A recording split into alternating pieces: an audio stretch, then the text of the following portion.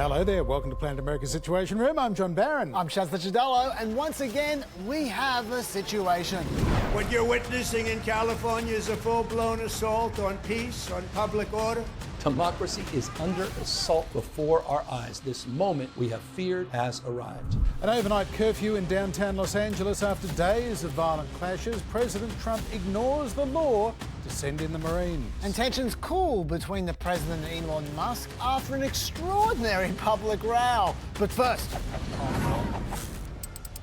It began with protests against immigration raids, then came the arrest of a local union leader, and it rapidly escalated into a national crisis as President Trump ordered thousands of National Guard troops and even the Marines onto the streets of Los Angeles to stop protesters impeding attempts to round up illegal immigrants. Tonight, protests escalating into conflict in Los Angeles as the Trump administration's aggressive deportation efforts spark fear and outrage across the country. Protesters looted, burned self-driving cars and blocked freeways. Troops fired tear gas and rubber bullets. It was a crisis the president seemed happy to inflame, calling on troops to hit any protester who spits at them. They spit, we hit. And I told them, nobody's going to spit on our police officers. Nobody's going to spit on our military. California's Governor Gavin Newsom wasn't pleased and was not mincing his words. Where's your decency, Mr. President? Stop. Rescind this order. It's illegal and unconstitutional. And I said it, I'll say it again, it's immoral. And Trump's so-called border czar wasn't exactly helping calm things down. Tom Homan warned Newsom and LA's Mayor Karen Bass, if they stand in the way of ICE raids, they'll be placed in cuffs. You cross that line. It's a felony to knowingly harbor and conceal an illegal alien. It's a felony to impede law enforcement from doing their job. So Governor Newsom dared Homan to try and lock him up. Come after me, arrest me. Let's just get it over with. Tough guy. It was all getting pretty schoolyard, and Trump was happy to G them both up, as were reporters. Gavin Newsom keeps daring Tom Homan to come and arrest him. Should he do it? I would do it if I were Tom. I think it's great.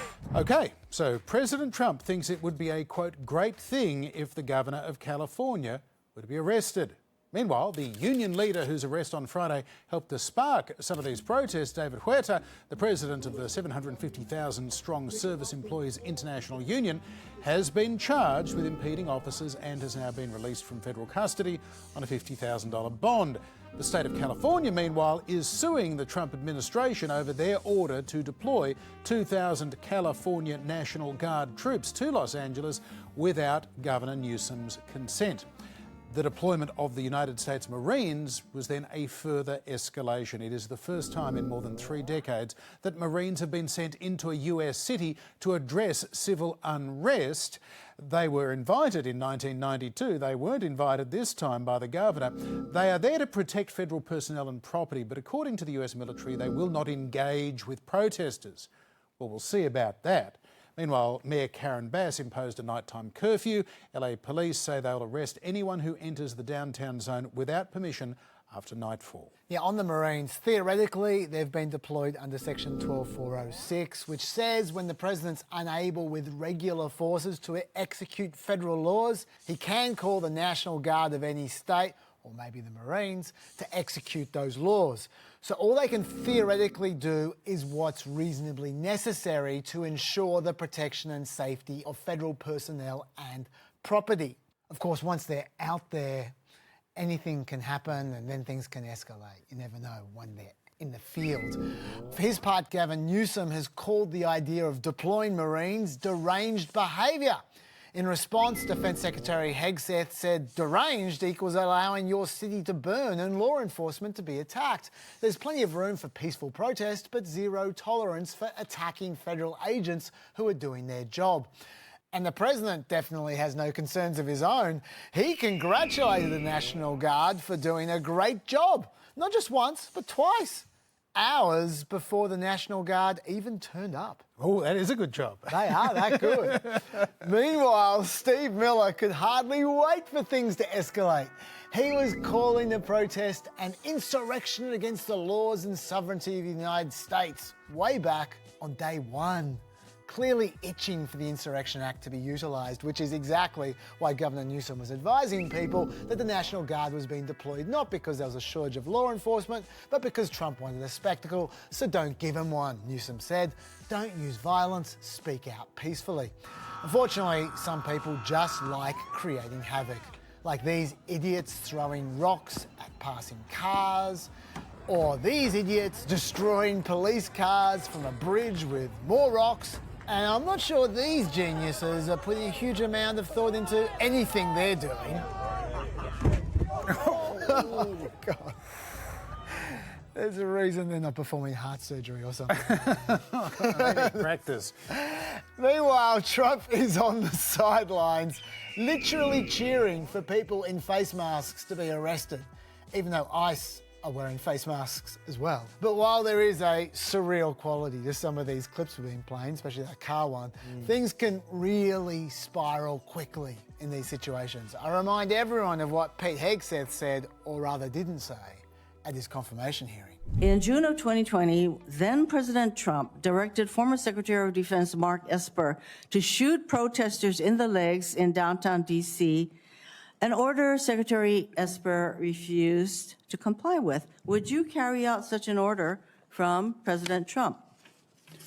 Senator, I was in the Washington, D.C. National Guard unit that was in Lafayette Square during those events. Would you carry out an order to shoot protesters in the legs? I saw 50 Secret Service agents get injured by rioters trying to jump over the fence, set the church on fire, and destroy a statue. That sounds to me that you will comply with such an order. You will shoot protesters in the leg. Let's hope we don't find out. Yeah, well, they're already shooting reporters and camera operators in the legs. Joining us now from Los Angeles is Professor Rachel VanLandingham, a national security law expert at Southwestern Law School, a former military lawyer as well in the US Air Force. Professor, welcome to Planet America's Situation Room. I suppose it's the nature of these things that TV cameras focus in on the looting, on the violence, on the burning cars. You were at the protests earlier today. What did you see? What was it like? Today I saw completely peaceful protests. Individuals flying both the American flag and the Mexican flag. I did see being carried around through the streets of Los Angeles, folks chanting things like "We will not give in to ICE." You know, I saw some disconcerting graffiti on the federal building, the federal courthouse, and the detention facility, but didn't see anything violent.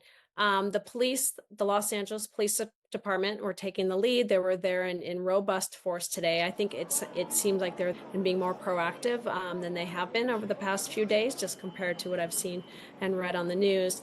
There were protesters that were starting to breach the highway, which of course here in LA, or especially around rush hour, is a really big deal and it's unlawful. And so the LAPD immediately moved in. There was police car after police car after police car to ensure that they would not be able to block the freeway. Because again, the folks here in Los Angeles and in all the cities across the United States have a constitutional right to peacefully demonstrate and to protest. They don't have any right to break the law and to block highways. So how large is the area of protest? And is it true that outside a few blocks, LA is essentially just like any other day?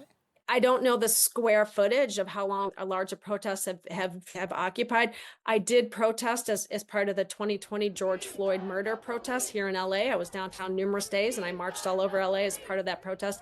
These are nothing like that. These are small and concentrated, at least during the day from what I've seen, and far less violent than the violence that occurred concomitant to those protests at night.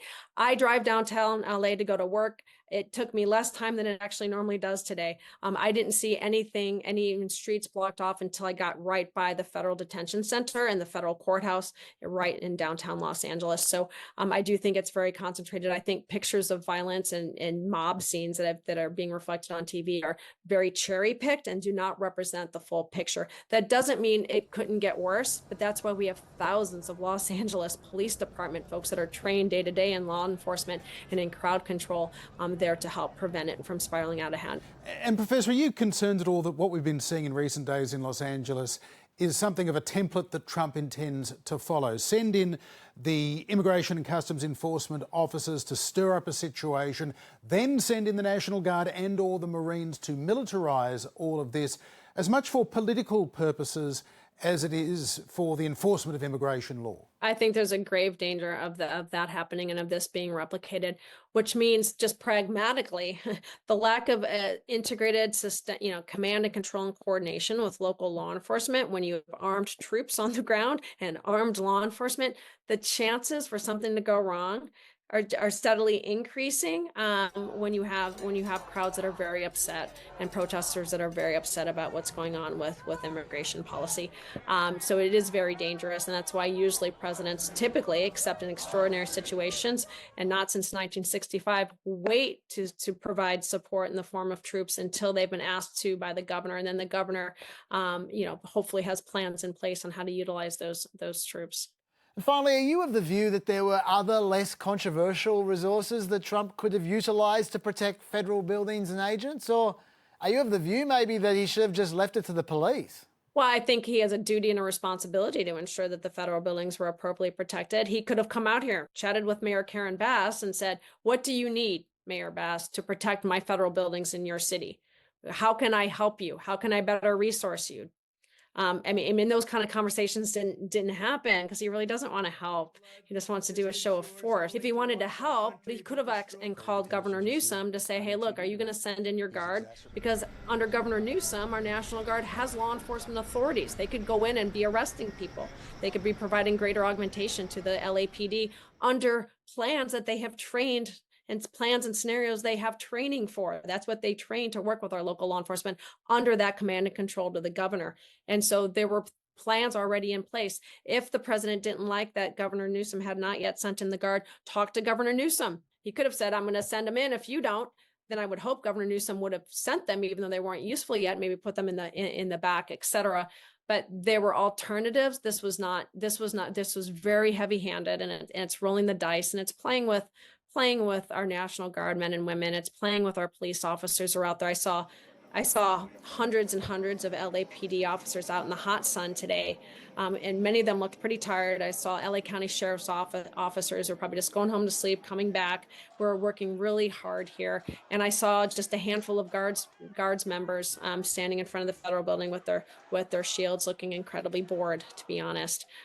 So this really seems, a lot of this seems to be, from my point of view, manufactured. Rachel VanLandingham, thank you for joining us in Planet America's Situation Room. Well, thank you so much for having me.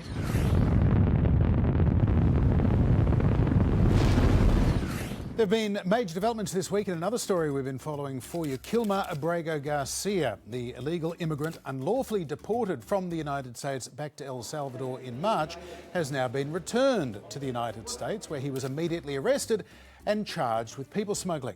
Abrego Garcia has landed in the United States to face justice. And there was certainly no presumption of innocence as far as Attorney General Pam Bondi is concerned. This is what American justice looks like. Well, yes, apparently. He was a smuggler of humans and children and women. And President Trump also thinks the case against Abrego Garcia is something of a slam dunk. But by bringing him back, you show how bad he is. He's a bad guy.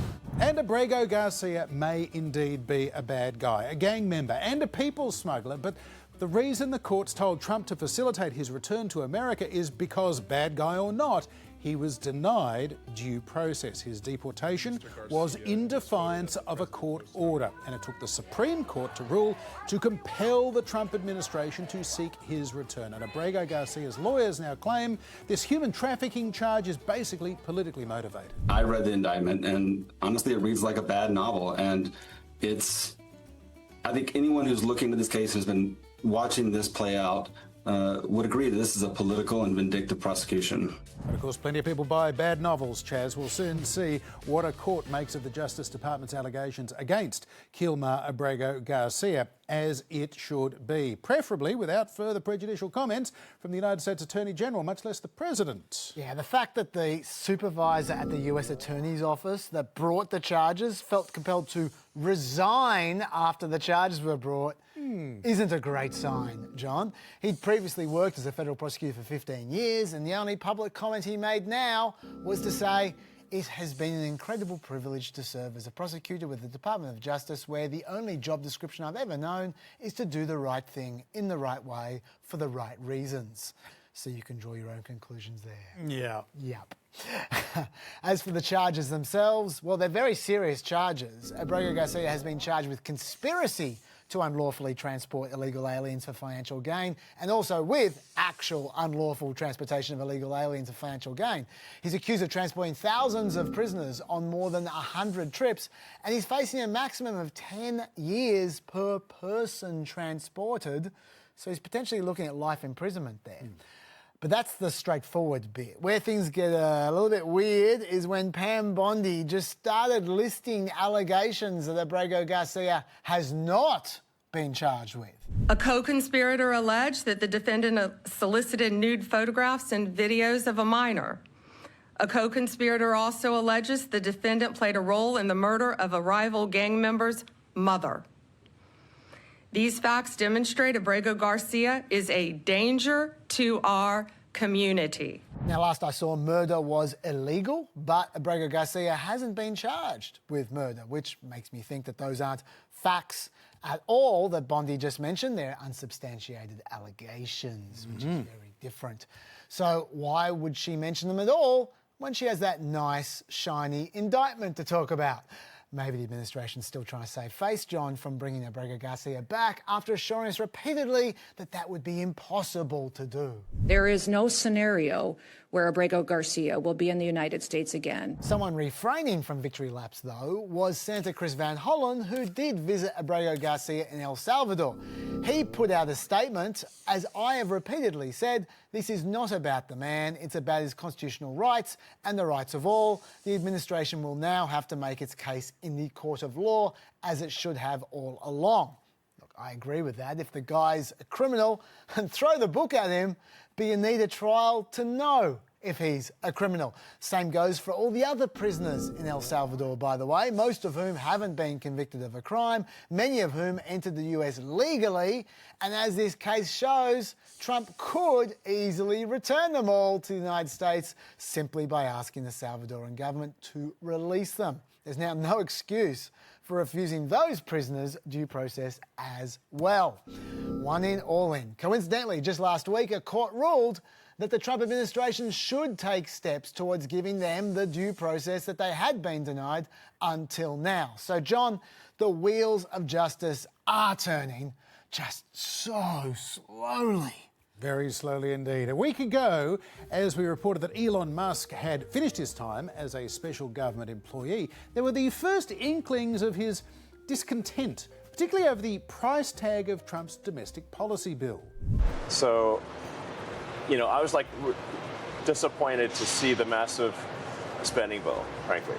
But as the week wore on, Musk got a whole lot more frank than that, tweeting on his ex-social media platform that he can't stand it anymore, calling the bill a disgusting abomination. Musk called on Congress to kill the bill, renaming what's officially called the One Big Beautiful Bill Act as the Debt Slavery Bill. Well, at first, Trump tried to explain away Elon's attacks on the spending bill. I'd rather have him criticize me than the bill, because the bill is incredible. But though Trump literally said he'd rather Musk attack him than the bill, and Musk was happy to oblige, unleashing a barrage of increasingly pointed tweets. Without me, Trump would have lost the election. Dems would control the House, and the Republicans would be 51-49 in the Senate. And as this spat escalated, it was being reported in real time. Elon Musk has just agreed with a user on social media that President Trump should be impeached. Now, if agreeing that Trump should be impeached wasn't surprising enough, there was this absolute jaw-dropper. Time to drop the really big bomb. Donald Trump is in the Epstein files. That's the real reason they've not been made public. Have a nice day, DJT. Claiming President Trump is covering up the files on convicted sex trafficker and pedophile Jeffrey Epstein because he's named in them was pretty shocking. And as that was unfolding, FBI Director Kash Patel, who looks surprised at the best of times, was taping a podcast with Joe Rogan. Does he know that Donald Trump is in the Epstein files? Or does he have access to the Epstein files? I don't know how he would, but I'm just staying out of the Trump-Elon thing. That's way outside my lane. What are they doing? I know my lane. Wise move, Kash Patel. Trump, meanwhile, was on his own social media site, portraying Musk as a disgruntled former employee. Elon was wearing thin. I asked him to leave. And he wasn't above threatening a little retaliation of his own. The easiest way to save money in our budget, billions and billions of dollars, is to terminate Elon's governmental subsidies and contracts. Faced with that threat, Musk had a threat of his own. After Trump's threat, Musk said he's cutting off NASA's use of the SpaceX Dragon rocket, but later walked that back in an apparent de-escalation before calling it a night. And despite that weekend de-escalation, deleting the most inflammatory tweets, including the Epstein one, Musk hasn't removed things like the poll where 80% of respondents said they wanted a new centrist political party. He declared that fate, then announced that it would be called the America Party. For Trump's part, he's been telling his supporters that his relationship with Elon Musk is over, and he has warned there would be serious consequences if Musk financed candidates to run against Republicans who voted in favour of the president's domestic policy bill, Chaz. Yeah, at one point Trump spoke to Dana Bash, Brett Baer, Jonathan Karl and Robert Costa, all within an hour, and told them all, quote, "I'm not even thinking about Elon."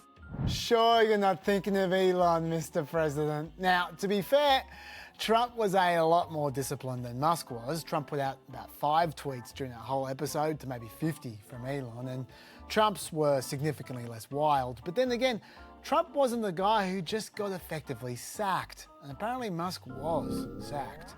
Musk wanted his work at the White House to be extended, but was apparently rebuffed. They told him it wasn't possible, even though this administration has found its way around regulations all the time when they want to. It's also been suggested that Musk was annoyed by electric vehicle tax credits being removed in the big, beautiful bill. Now, Musk insists he isn't actually worried about that. He says that losing tax credits hurts his competitors more than it hurts Tesla. But look at this reaction to Trump suggesting that it did bother him. He wrote, "Keep the EV solar incentive cuts in the bill, even though no oil and gas subsidies are touched. Very unfair." Right. So he's not bothered about the credits being removed. He just wants us to know how unfair it is. Sure, Elon. And we probably should note that Tesla has earned $10.7 billion from selling credits created by government climate programs before. That's about a third of Tesla's total profits over the last decade. Another source of tension is apparently the sacking of Elon's preferred candidate for NASA administrator, Jared Isaacman. Now, Isaacman is a good friend of Musk's who has flown twice with SpaceX before. He's also heavily into the Mars mission, like Elon is. A disappointed Musk tweeted out, "It's rare to find someone so competent and good-hearted." But regardless of why Musk went off on his tweet spree, he's back down now. And there are about 27 billion reasons why he might stay down. Just look at what the feud did to Tesla's stock price on Thursday. Down 14% and $150 billion, not to mention Musk himself losing around $27 billion from his own personal net worth. And what did Musk get for all of those losses? He got a reminder that Trump is way more popular than he is. When YouGov asked people which of the two they sided more with, the overwhelming response was, well, neither. But Trump pumped Elon 28% to 8%. And when you focus just on Republicans, which is what those two would be focusing on, Trump beat Elon 71% to 6%. Not sure Elon would have enjoyed that wake-up call very much, but bottom line, Trump's going to have to get used to Elon Musk either way. Because SpaceX was responsible for 84% of all satellite launches last year. SpaceX's more than 7,000 Starlink communication satellites accounts for around 65% of all operational satellites in orbit around the world. And the Falcon 9 rocket has become critical for the US military and intelligence community. NASA itself hasn't had a space shuttle program since 2011. Boeing's Starliner, that's still years away, and the alternative America did use before SpaceX was around was relying on Russian rockets. I'm not sure that'd be a great idea today. So, John, looks to me like Musk and Trump are kind of stuck with each other, and we're going to be stuck with their little friendship fires for a while yet. What do we do to deserve that, Chaz? President Trump continues to promise Rust Belt states that tariffs will bring a new golden age of manufacturing, reversing decades of industrial job losses, particularly in the auto industry. So, will Trump's nostalgia make the Rust Belt of America prosper? Melina Wicks has more in the briefing room. One of the many things candidate Trump promised tariffs would do for America is bring back manufacturing, especially auto manufacturing, especially to Michigan. By the end of my term, the entire world will be talking about the Michigan miracle. We'll bring back the auto industry greater than it has ever been. Although by the time he was president again, his promises were getting a little more modest. Got a lot of auto jobs coming. Watch what's happening. The companies are coming in by the tens. How is he both underwhelming and overpromising at the same time? Trump likes to blame the decline of auto jobs in the Rust Belt on NAFTA. The North American Free Trade Agreement started in 1994 and replaced by Trump in 2020. But factory jobs as a share of the workforce have been declining since 1943. And workers in the auto industry were experiencing layoffs and insecurity even back in the supposed golden age of the 50s. Back in 1951, automakers and their union co-signed a leaflet warning to stay away from Detroit. And if you expect a good-paying auto job, you're doomed to disappointment and hardship. Don't put that on your tourism ads. When auto jobs did leave the region, not all of them went offshore. A lot of them went down south. Not that far. I'm talking about the Sunbelt states, which lured auto manufacturing plants with business-friendly policy environments. That's a nice way of saying fewer unions. They also offered cheaper housing, more immigration, and let's be honest, a name that sounds a lot nicer. And it worked. In the 1960s, the Rust Belt had around twice as many manufacturing exports as the South. Today, those numbers have flipped. So even if Trump's tariffs bring more auto jobs to America, there's no reason to think they're going to the Rust Belt. Foreign auto manufacturers have been opening plants in the US since the 70s. It's just that they built those plants in southern states. So why does Trump keep promising Midwesterners otherwise? Probably because the Rust Belt is made up of some of the most important presidential swing states. And people in swing states get promised a lot of things. You are going to double or triple your auto industry within the next 3 years under Trump. Mark it down. Mark it down. We want them to build the cars here, using you people to build them. Yeah, car makers will be using you people. Just don't tell those people that make cars in Tennessee. Trump's tariffs are unlikely to reverse a decades-long decline in Rust Belt manufacturing. But let's hope politicians do something to revitalize Rust Belt communities. And let's hope it's a little better than this. Companies are coming in by the tens.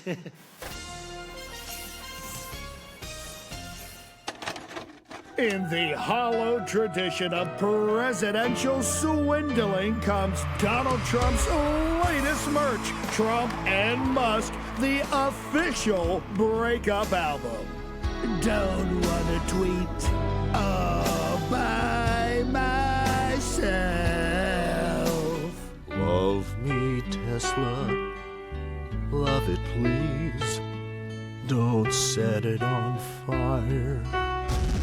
And I will always fund you. Enjoy rework classics like 5,000 Files, Sweet Child O' Ketamine, We Are Never Ever Building Back Better, and many more. All reworded just enough to avoid paying the original artist. Yours for just $499.95. I have given it to some, but it goes to very special people. Or $1 million if you also want a pardon. And that is it for another trip to Planet America. We'll see you back here at the same time next week or anytime you like from 9 p.m. Wednesday on ABC iView, YouTube and Facebook. Don't forget Planet America's Weekend Edition on ABC News at 8 p.m. Eastern, also on iView and online. And the brand new Pet podcast came out today with an hour and a half more on Elon Musk and Trump. Oh my God. Better go listen. Bye-bye.